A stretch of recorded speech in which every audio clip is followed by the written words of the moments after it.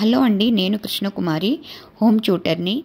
ఈరోజు నేను నా చిన్నప్పుడు నా లైఫ్లో జరిగిన ఒక చిన్న విషయం గురించి చెప్దామని అనుకున్నానండి.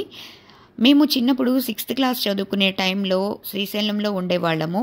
అక్కడ మేము గవర్నమెంట్ స్కూల్లో చదువుకుంటూ ఉండేవాళ్ళము. మా ఫ్రెండ్స్ అందరము కలిసి ఒకరోజు మా స్కూల్కి దగ్గరలో ఉన్న ఒక పెద్ద పార్క్ అండి, దాంట్లోకి పిక్నిక్గా వెళ్దామని ప్లాన్ చేసుకున్నాము. అందరం అంటే 6 మెంబర్స్ని కలిసి స్నాక్స్ అన్నీ తీసుకొని ఆ పార్కుకి వెళ్ళామండి. ఈవినింగ్ వెళ్ళి ఒక గంట సేపు ఆడుకున్నాము. ఆ తర్వాత అటు ఇటు తిరుగుతూ ఉంటే అక్కడ ఒక చిన్న పాండ్ లాంటిది కనిపించింది. దాని నిండా నీళ్లున్నాయి. అక్కడికి వెళ్ళి ఆడుకుందామని చెప్పి ఆ పాండ్ దగ్గర చుట్టూ గట్టు ఉందండి. ఆ గట్టు మీద కూర్చొని కాళ్ళన్ని పాండ్లో పెట్టి కాళ్ళతో నీళ్ళని కొడుతూ ఆడుకుంటూ ఉన్నాము. సడన్గా మా ఫ్రెండ్ ఒక అమ్మాయి ఉందండి, తన పేరు ఉమా. తనకి కాళ్ళకి చెప్పులు వేసుకొని కాళ్ళతో నీళ్ళని కొడుతూ ఉంది. ఆ చెప్పు ఒకటి నీళ్ళలో పడిపోయిందండి. పడిపోతే దాన్ని తీసుకోవడానికి ప్రయత్నం చేస్తూ నీళ్ళల్లో పడిపోయిందండి. తను కూడా సడన్గా అనుకోకుండా ప్రయత్నం చేస్తూ దానికోసం పడిపోయింది. కానీ బయటికి రాలేకపోతుంది. నీళ్ళలో కొట్టుకుంటూ ఉంది, అరుస్తూ ఉంది. మాకెవ్వరికి ఏం చేయాలో అర్థం కాలేదు.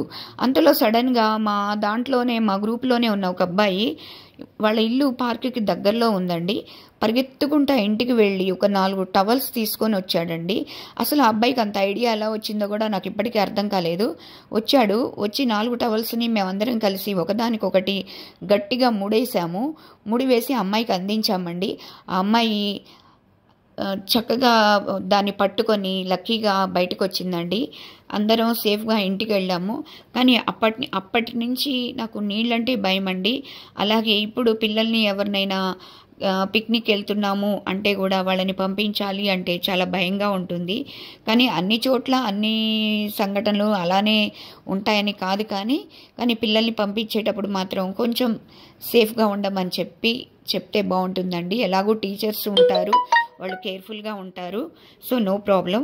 థ్యాంక్ యూ అండి.